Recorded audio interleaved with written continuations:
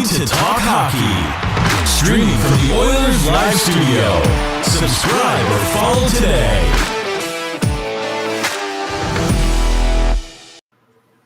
Hey, it's Michael here with Oilers Live for a little special roundtable. We'll do a quick chat today. Join us at youtube.ca/heavyhockey or on Twitter. We can take your chats and comments, Facebook as well, and Twitch. We'll respond as you go. I'd love to hear everybody's comments and everything about what is released is Corey Perry signing a deal with the Edmonton Oilers. I just want to go through a couple things around the league and where this first came out. This was David Pagnotta's scoop from the fourth period, it looks like, from all that I can see. Still have not seen Elliot Friedman confirm. We've got Ryan Rishaug did come out and say, as per fourth period, all signs point to Perry heading to Oilers. Announcement could come as early as Monday. One of my favorites, Wood Guy, says, I'm now looking forward to Corey Perry to break his cup losing streak. His brand of ass-holiness was shitty to watch play against the team I cheer for.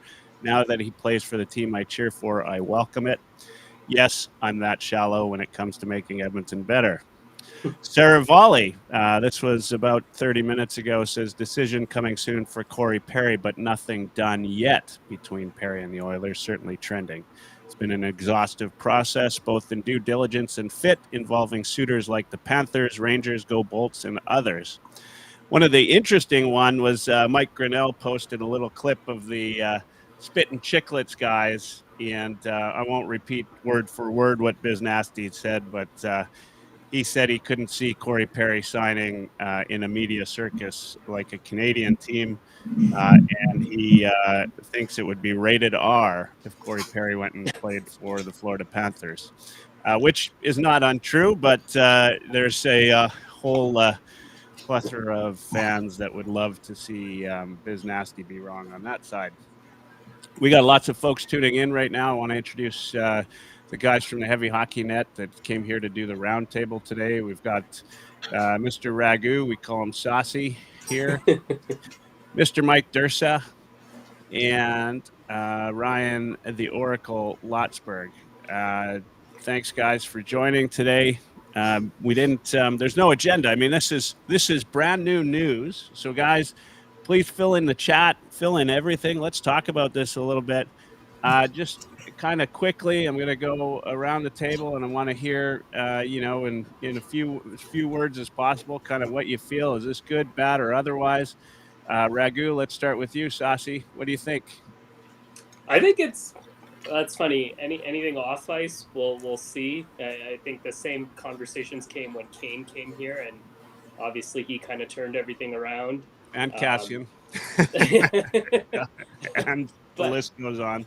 But as far as Corey Perry as a player goes, I think this is the kind of player the Oilers need when the playoffs come around.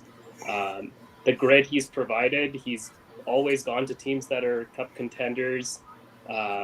Obviously, he had his most recent loss when he was with Tampa, but he plays that gritty game, and that's what we need. So I'm actually excited for the player. I just hope the off-ice antics don't play a part in all this.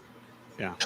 And we'll talk about this as we go, but I keep thinking about this. I mean, we still don't know what Corey Perry actually did. Sure. And has he been involved in a lot of off-ice antics in the past? I mean, this is a guy who, prior to the Blackhawks termination of the contract, I mean, we don't really know much about, how much of an asshole he really is off the ice. Anyway, Dursa, your thoughts?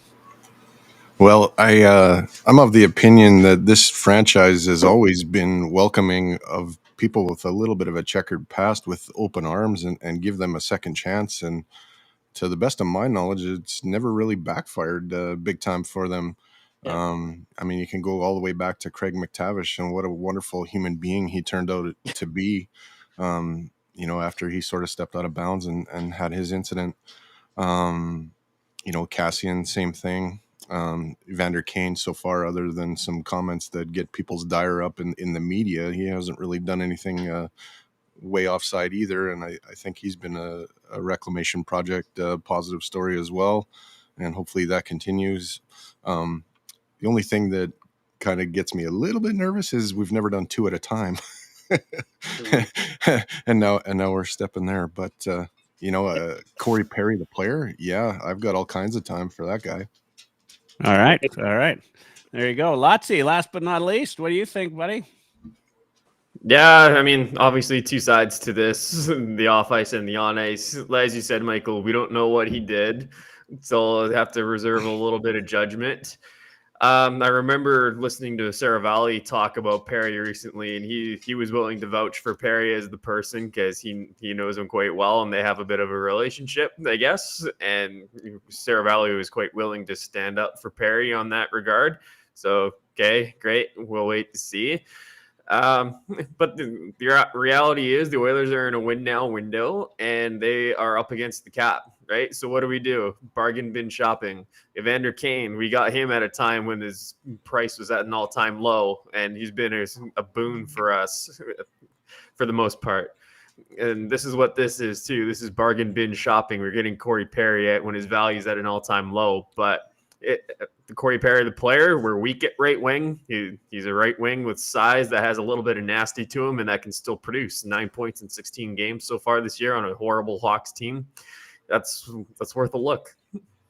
I just posted in the Heavy Hockey Net group chat the other day that the Oilers on their roster in the stats have 6 centers, like 5 left wings, and 1 right wing listed as a roster spot. So weak at right wing might be a little bit of an understatement. I love that. I've been saying it for years. Like even when we had Yamamoto and Puljujärvi underproducing, like we've been trying at right wing, and just we haven't had anything work out. Like Connor Brown this year too, like right winger signed a big summer deal for us, but hasn't worked out.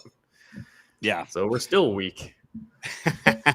yeah, we are. We haven't had a lot of goals being scored on that right wing, have we? It's all good. I mean, this is the way I look at it. It's funny because when we first heard Corey Perry jumped off the ice in Chicago, I mean, I put out a tweet right away that said I want to see this guy on the Oilers. Right, like this is a guy that I'm hoping this is a trade, and this was before we knew what would happen.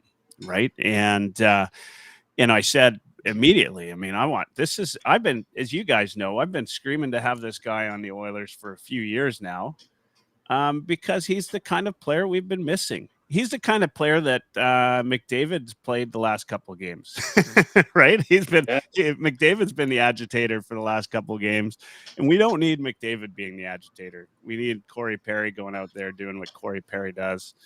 And it'll, take some of the pressure off of Evander Kane as well, I think. And Rob Soria at Oil Drop on X says, well, clearly they are not messing around. Perry gives the Oilers something in the bottom 6 they do not have.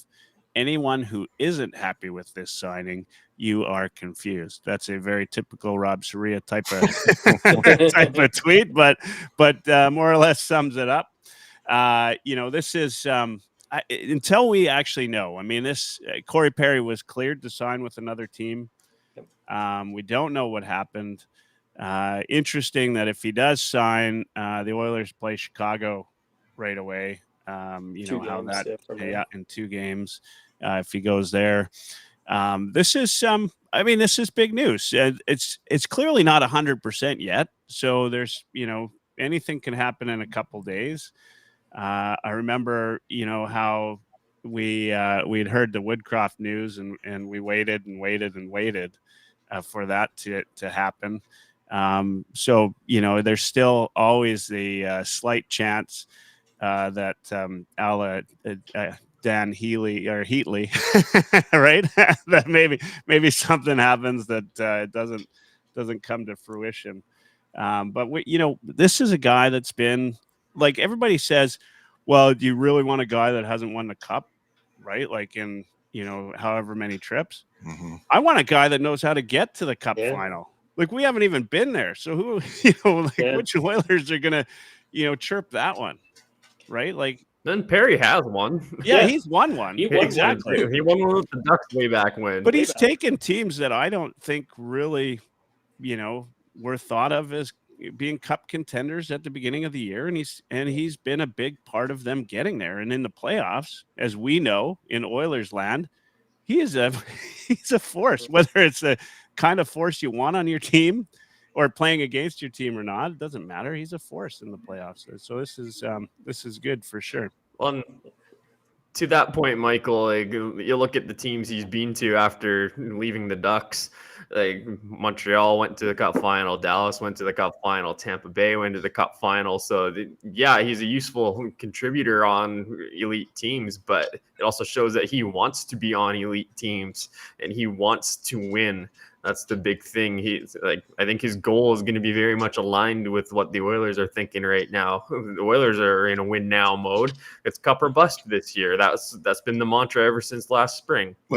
And a move like this would certainly fit that mold. Let's be honest too. He's not riding shotgun with Getzlaf anymore. So if you're pointing to a guy in the bottom six as the reason why you didn't win the cup, I think you've kind of lost the plot. I was going to say, I think the biggest thing that's been exemplified even just in this, like, forget Corey Perry, just talk about this 13-game win streak and like how McDavid and Draisaitl aren't even producing the way they normally do, and they're still over a point per game and whatever the numbers specifically are. But when you come to the playoffs, what's always been our biggest hindrance? Defense, depth scoring, relying on the power play. When you don't get the power plays, Corey Perry's the perfect type of player to help your bottom six out, right? To kind of keep the lines rolling. Like, that's what you need. You need that guy who's going to be an imposing threat.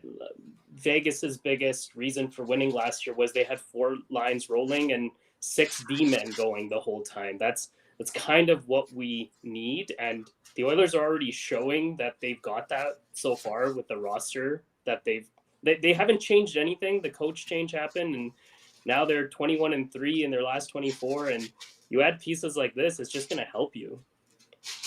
If you look to the inevitable Oilers-Kings matchup that's probably coming our way, it's going to be awful fun seeing Perry and going at it with Drew Doughty. I'm looking forward to that already.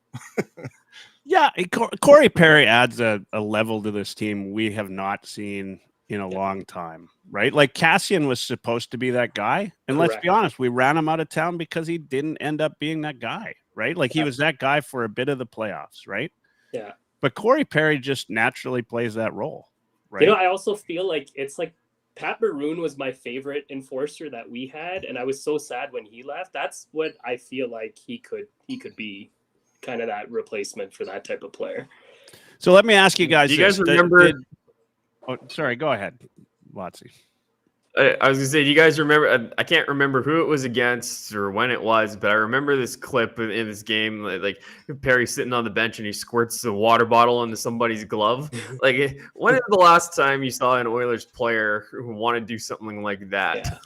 Taylor Hall, the Dallas Eakins. Like that. Yeah. Okay, so guys, I want to ask this question to you guys. Do you think Connor McDavid was consulted on this? I mean, do you think this is a conversation that, Ken Holland says, and there's still some debate as to who's running the show in Edmonton, right? But Ken Holland says he consults the players on everything, right? Has a discussion. Was Connor McDavid asked about Corey Perry?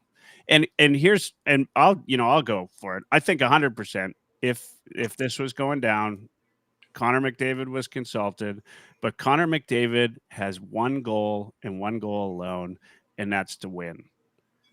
Like, if anybody in the world doubts Connor McDavid's drive to win, like, you've clearly not watched the guy play. Yeah. Like, when he gets pissed off, he's a one-man wrecking crew, right? Yeah. And so he's got the drive. I think 100%, and I think 100% he's on board with this. And that's the kind of player Connor McDavid loves, a Corey Perry type of player, because Corey Perry also loves to win. What do you guys think? Raghu? You're in with that? No, I agree. I was going to say one thing I've appreciated about McDavid, just even in the not just this year alone, but in the past couple of years, the way he handles interviews has completely changed. He's way more open, and I think that kind of shuts down that narrative of just full control over a team. I find the Oilers are very transparent in interviews, like all the players. Like, it's nice listening to Desharnais interviews or McLeod interviews, it's not the same type of candid responses. And I've noticed that a lot more with McDavid. So when you're asking whether he was consulted, I'm sure he was consulted, but I even think the core four of the Oilers were probably all consulted and asked how they feel about that. And I think that's probably why this team had that belief when maybe some of us didn't after that 2-9-1 start. Like we said, they were scoring goals. They just couldn't do anything else right, even though they were putting up 50 shots a game still and losing games. They had that belief. And I saw somebody tweet this out yesterday, and it was just this one image after they lost that Florida game, 6-3. I think it was like 5-1 at the time, and they cut to McDavid and Draisaitl, and they were giving each other just like a tap on the bench. And they're like, we're going to get out of this. I feel it's very open, so I do think McDavid was consulted, and Ken Holland wouldn't just make this decision without asking. Yeah, that is put an asterisk beside that if Ken Holland's at all making a decision. Yeah, fair. Yeah, Lotzi, your thoughts? I'm thinking back to one of the first press conferences that Ken Holland has an Oiler, and one of the things that he was claiming to be really good at, or the strength of his, was communication. It's talking to everybody and doing his homework on people and getting opinions from everybody. So I think we've seen that throughout Holland's time with the Oilers. So do I think that McDavid was consulted? Of course. But what's the context of that conversation, though, right? I think a lot of people are listening to that and thinking, oh, Connor McDavid's running the team because the GM talks to him about every move. But no, like Connor McDavid has also said, like he doesn't want to be involved in any of that stuff. Jeff Jackson, his former agent, has said he always doesn't want to be involved in any of that stuff. Well, what's Connor McDavid going to say? He's going to say, no, don't do that. You're the GM, dude. Do it. You're thinking at Corey Perry. Sweet. Awesome. Great. Thanks for keeping me in the loop. I think that's what the conversation is like. Yeah. So Dursa just I've been called worse. Yeah. No, you haven't. Hopefully Careful, that takes hot. Yeah. Dursa just put up on the screen, and I went to it. TSN's Ryan Rashog saying Perry and the Oilers have agreed to a deal. Announcement likely coming Monday, if not sooner. I'd say as far as the Oilers are concerned, if Rashog tweets that out, it's as good as Friedman tweeting something out. Yeah. So let's consider this a done deal. Dursa, your thoughts, Connor McDavid, whether he was consulted, how this came about. I think this is going back to the future with Duncan Keith. I think it's kind of the same scenario. Bringing a guy that's won a Stanley Cup. We need that veteran voice and the guy that's been through it all in the room. Just happens this guy's a forward instead of a defenseman, but I think it's the exact same thing. And yeah, I believe that, like Raghu said, I think it was beyond McDavid. I think it was McDavid, Nurse, Draisaitl, and probably Nuge were all kind of, should we go get him? And they probably were all on the same thing. Yeah, go get him. We could use when does Skinner become part of this core group, by the way? I mean, we're talking about a guy whose head I wanted to chop off like not that long ago, and is over a .930 save percentage in his last 10 games, and looks more or less unbeatable. I mean, we should be including him in this core group pretty soon. $20,000 for your record. I would have to ask the question, how's Perry's defensive game before I say Skinner was on board with it too.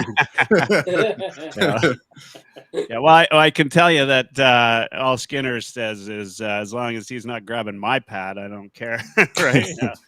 Yeah. Let's. All right.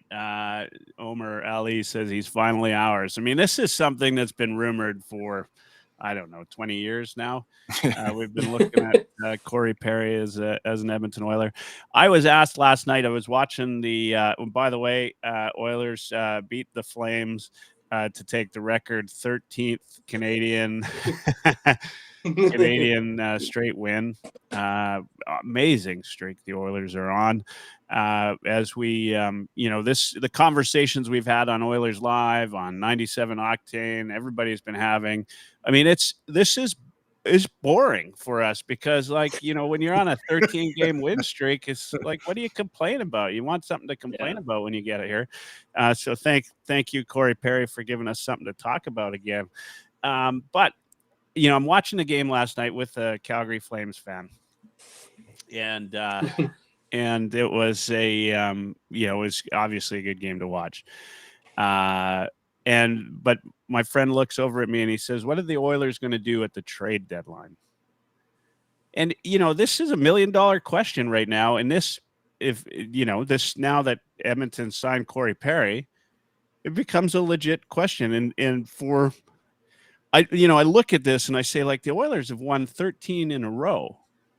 What do you want to change? Now you're adding in Corey Perry, I guess, so you're changing something. Mm-hmm. But what do the Oilers need that they're not first in the league on today? And does the Corey Perry signing mean this is a quiet trade deadline for the Edmonton Oilers? I think, the one obvious piece, we talk about goaltending, is maybe a backup goaltender. Yeah. Right?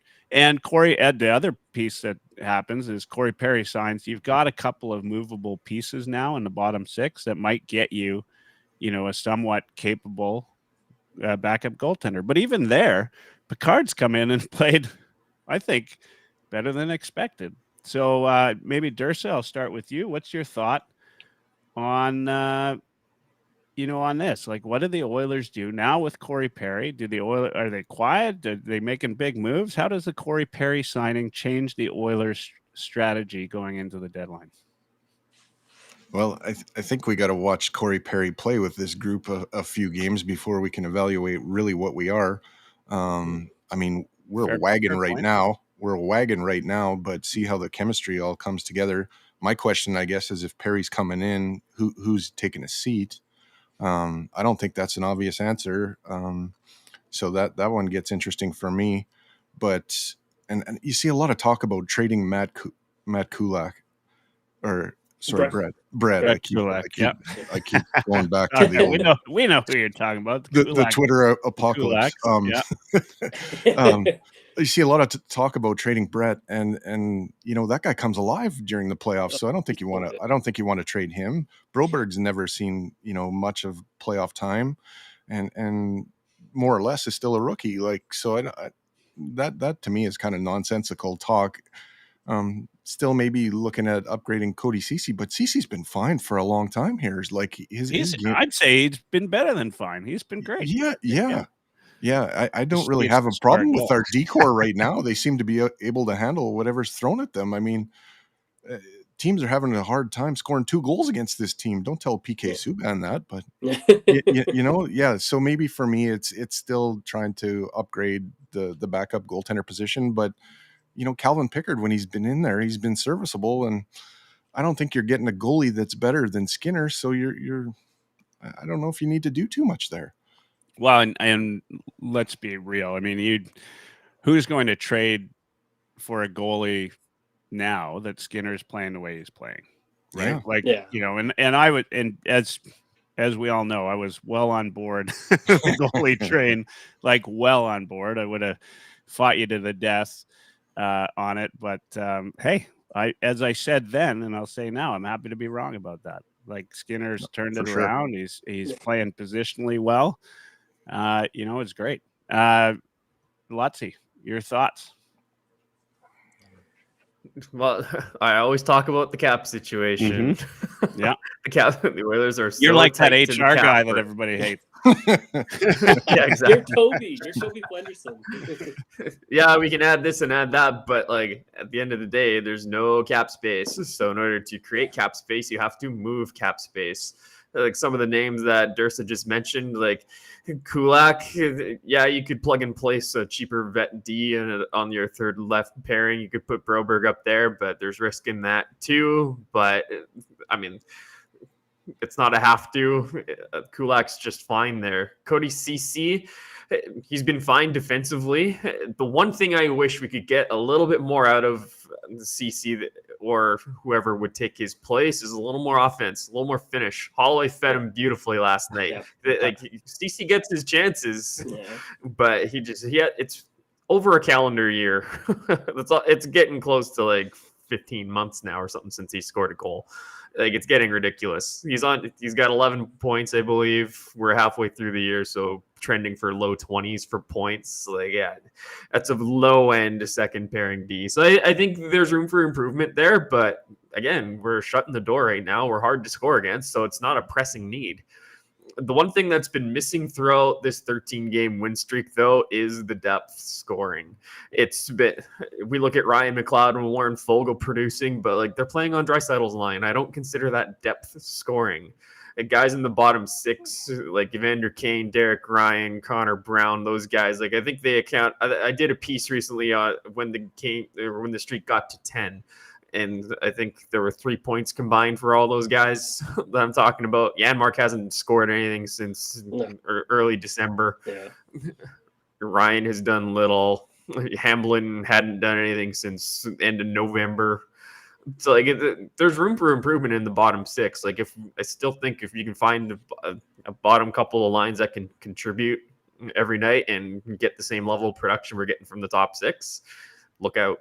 I was going to say, I think the most interesting thing about what you just said, Lotzi, is if you even think earlier in the season when both Foegele and McLeod were struggling, and I think it was Draisaitl was centering Brown and Kane. And this is where, like, yeah, I think Brown has really not produced at all, and there's not many excuses because he got like 20 games with Draisaitl. But as soon as they did that flip where Dry started centering those two, they started going off, and McLeod was kind of tied to that empty netter that got him going. And I was at two games this week. I was working out of Edmonton, and I went to both the Toronto and the Seattle game. And in the Toronto game, McLeod was with Derek Ryan, right? And he was the hero of that game. He set up Ryan for that great goal and then got the game winner. So who is he playing with on that game winner? Who was setting the screen in front? Yeah, Connor McDavid. Yeah. Right. And when Ryan McLeod got moved up that line with Draisaitl and Foegele, that was the New Jersey game. That was game one of this streak. Yep. Right. But before we move on, I just have one other comment on potential trades here. There's one looming piece of business that I think is imperative that Ken Holland gets done. You know, Mike knows what I'm going to say here. Yeah. Jack Campbell, move the contract. If you want cap space, move that contract. Well, and here's the thing: is this Corey Perry signing might enable that move, right? Because you've got a couple of players that maybe you can. We'll see. I assume this is going to be a 1 year. It sounds like it's a 1 year minimum, probably with some type of bonus structure attached, which could put the Oilers in another situation for next year. But if they move that Campbell contract, that helps alleviate some of that situation already brought up by the Brown contract. And so you know now, right? Like, you've got a couple of guys that are expendable for what you hope is a legitimate cup run for the Oilers, right? And it certainly looks that way. I mean, you know, this team's more than a wagon now, Durst. Like, this is a pretty big deal where the Oilers are at. I mean, when's the last time a team has won 13 in a row? It's been a while, right? I think, if I'm not mistaken. You know, like, they're winning every which way. Yeah. Right. So you got some guys you can move now. You do that, and you move the Campbell contract. I imagine that's a priority, as you said, Lotzi. Okay, one last thing, and then we're going to call it a day. And want to thank you, everybody, for tuning in. As announced and confirmed by Ryan Rishaug, who I think we can trust for Oilers news, but initially David Pagnotta from the fourth period announced that Corey Perry was signed with the Edmonton Oilers. Ryan Rishaug has confirmed that now. He said it has confirmed anyway that the announcement will come either by Monday or sooner. And you know, lots of different things around the league. Biz Nasty said that he would never sign with the Oilers or a Canadian media circus. Lots of people happy to see that he's gone. Wood Guy, who hell of a great follow if you're on X at Wood Guy 55, says he's shallow enough when it comes to making Edmonton better. He's going to cheer for Corey Perry. There are a couple of people that, of course, have been against it, but I think we have to maintain the fact that we don't really know what Corey Perry did, right? Obviously, it was bad enough that contract was terminated, but the Oilers seem to be like a little bit of a halfway house for these kind of players. And when you're in the cap situation the Oilers are in, there might not be much of a choice. So they, let's say they lucked out with Evander Kane, and it looks like Kane has turned his life around. If what we know about him, and maybe the same for Corey Perry. Who knows? And who knows whether Corey Perry needs to turn his life around? I still, it would be important to know what he did, but obviously the NHL, with they're not maybe the moral compass that you want them to be, but they did agree that he could sign with another team, so no problems there. All right, last question, and then we're going to call it a day. Who comes out? I mean, where does Corey Perry? I think we're all kind of agreed that Corey Perry is playing a bottom six role. It looks like Knobloch, at least for the near future, while the Oilers are playing the way they're playing, that top six, including Evander Kane on the left of Draisaitl, is going to stay as is for the time being. And my hat's off to Knobloch for that, by the way. He really hasn't changed from that. He does a couple of in-game changes once in a while. Like he started, what was it, the second or third period with Draisaitl, McDavid, and McLeod, which surprised the crap out of me. But but then he went back, right? He goes back to the lines that work. So on the bottom six, we've got Janmark, McLeod, and Ryan, and then Gagne, Brown, and Holloway. Right now, they just sent Hamblin back down, obviously. Yeah. So who's coming out of that bottom? Assuming it's the bottom six, and we know it's not Ryan McLeod. So it's Janmark, Ryan, Brown, Gagne, or Holloway. Who's Corey Perry taken out of there? I mean, that's not a decision I want to make. I mean, Holloway obviously is still, he's kind of like a rookie with this team with the amount of games he's played.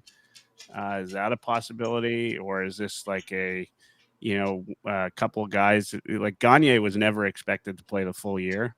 So is Gagne in and out of the lineup? Although he scored a beauty, a less skilled player wouldn't have tried that last night. Who's Corey Perry taking out? Dursa. Yeah, I'm gonna say Connor Brown. Although it's not an easy decision. He's been snake bitten, can't find the net, we'll say piss in the ocean from a rowboat, but he shoots right at the goalie. Yeah, he shoots it back into him. But you got to like his work ethic, and he's a dog on a bone on the penalty kills. So I don't know if it's an easy decision, but for me, that's the guy, I guess.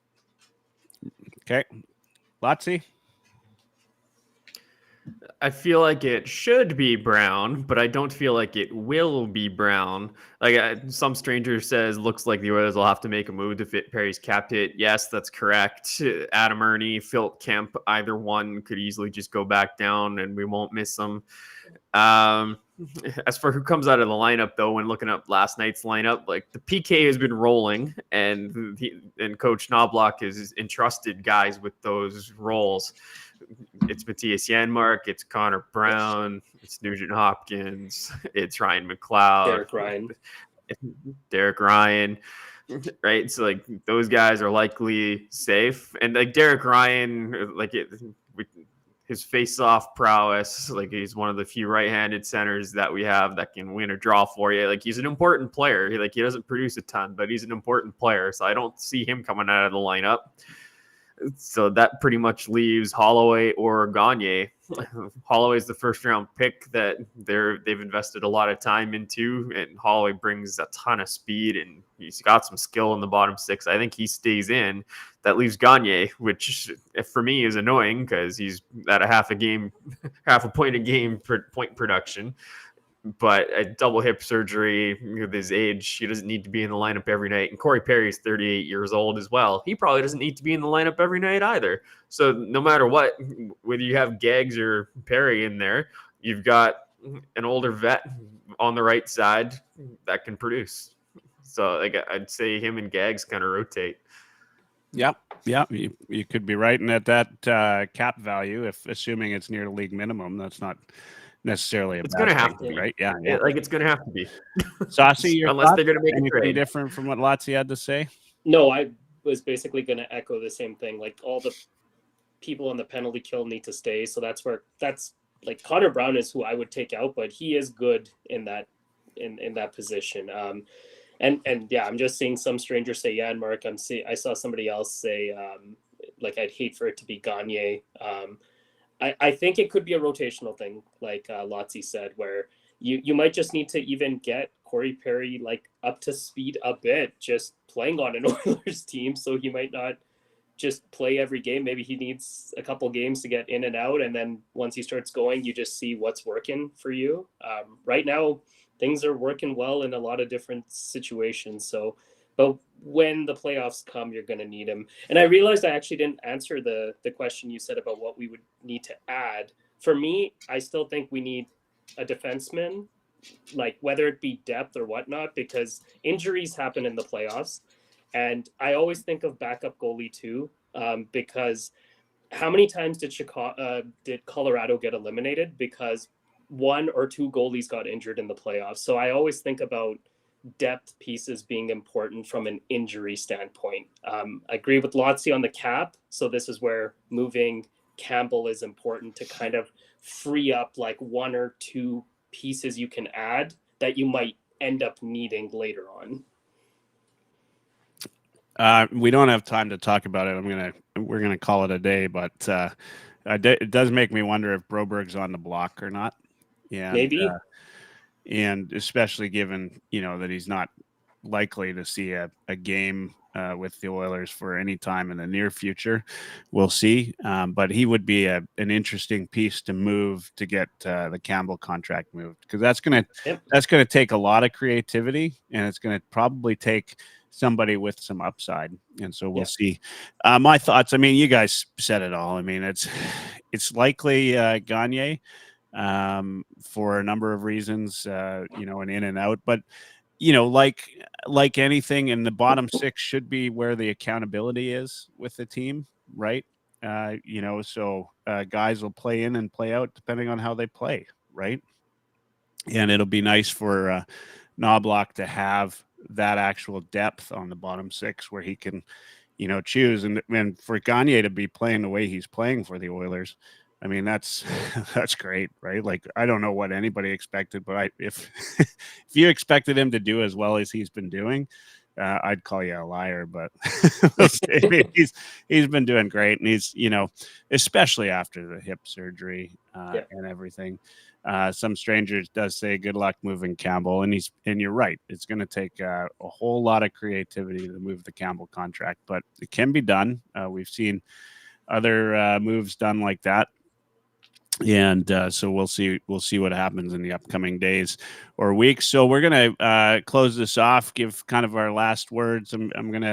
I'll maybe start and then I'll go to you, Saucy, Dursa, and then Lotzi. We'll finish off with you. As always, just give us the heads up and say goodbye when we're done.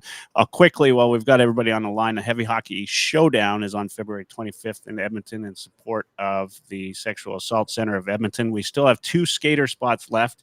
You'll be playing on the Edmonton Sports Talk team with Dusty Nielsen and Tom Gazzola, YouTube Trev, and those guys. You get a jersey with it.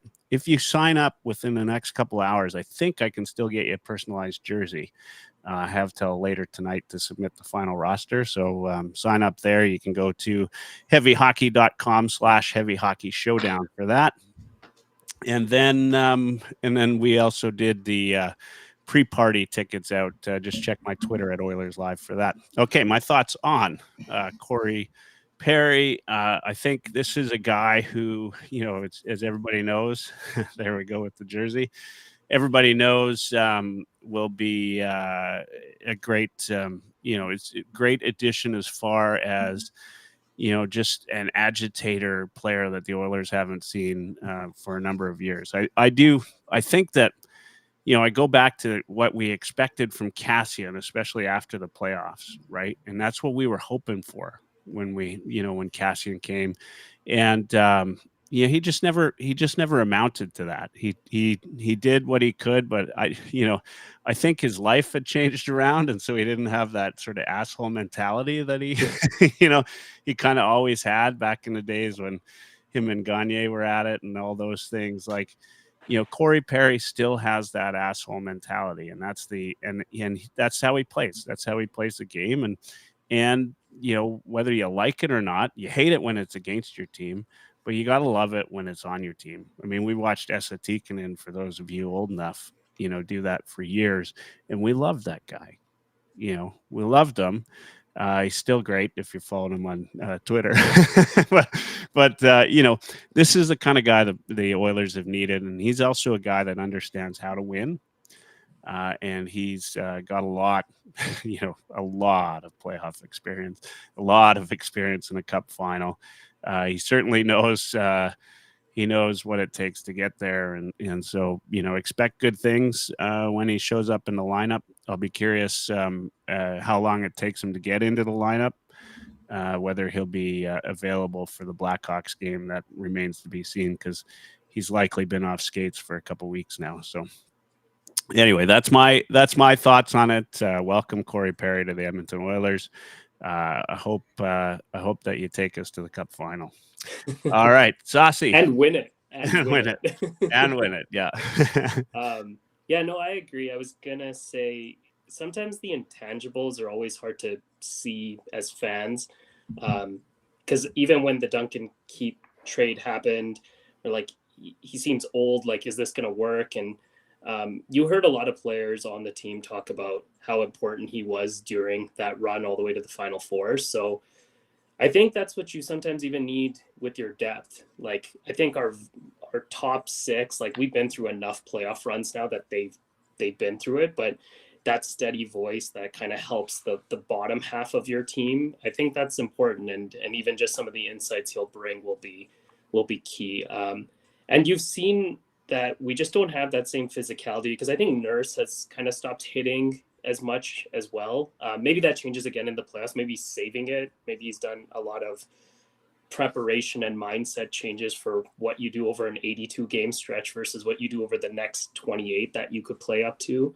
But that's where that asshole mentality you're talking about is what you need from a player like Corey Perry. So I'm excited to see what he brings, and hopefully he gets up to speed quick, so that way he's just kind of rolling with the team and kind of helps us keep going. The other thing I wanted to touch on was the longest win streak is 17, right, with Pittsburgh, and we have a real shot to do it now. Like, we got over some of the hurdles. I know these can be some of the letdown games, like Columbus and Chicago, and I think Nashville obviously is still playing for something, but it's kind of cool that that's something we have to talk about until it ends. So that's going to be kind of cool.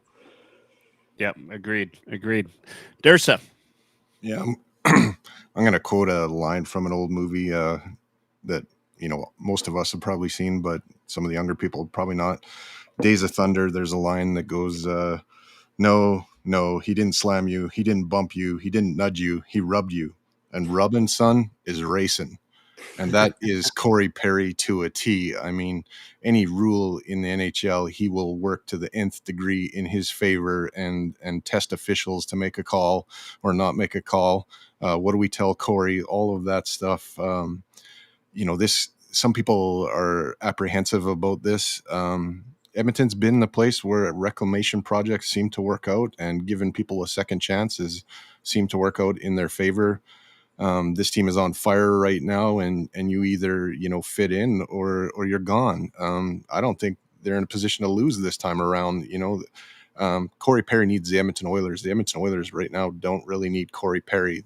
They need his leadership and his experience, but the play they can do without. They're doing fine just without him. But if he wants to come in and he wants to be that asshole that works, every official, works every rule, works every call, works every player, we can use that, and that could take us, and that could put us over the top. So I'm for this move. I hated Corey Perry, and guys that I normally hate are guys that I'd love on my team because you hate them because they're effective, and I think he'll be effective for us. So let's see what we got. Maybe as soon as Tuesday night.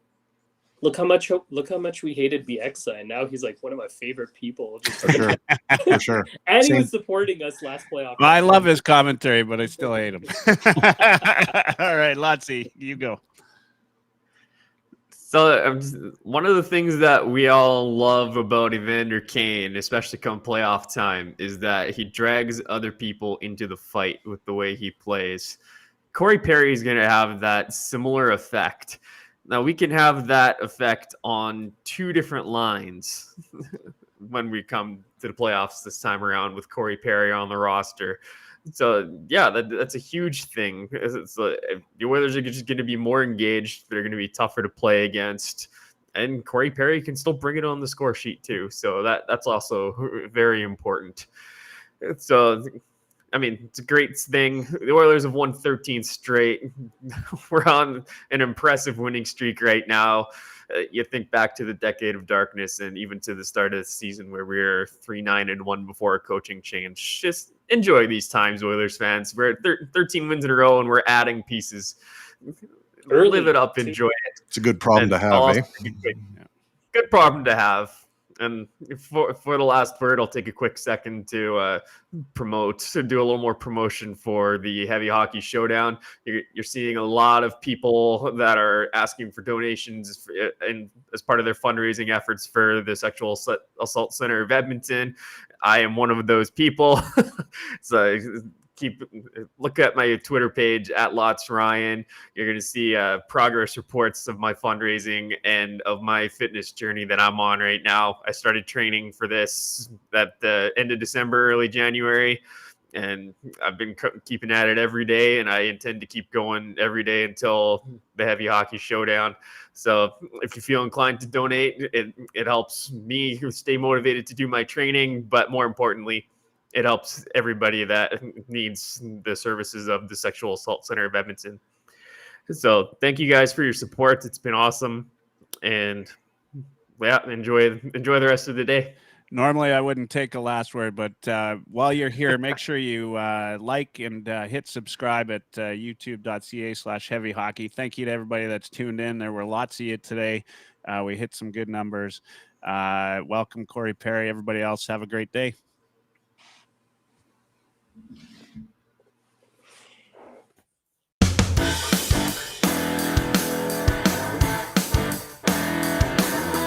Oilerslive.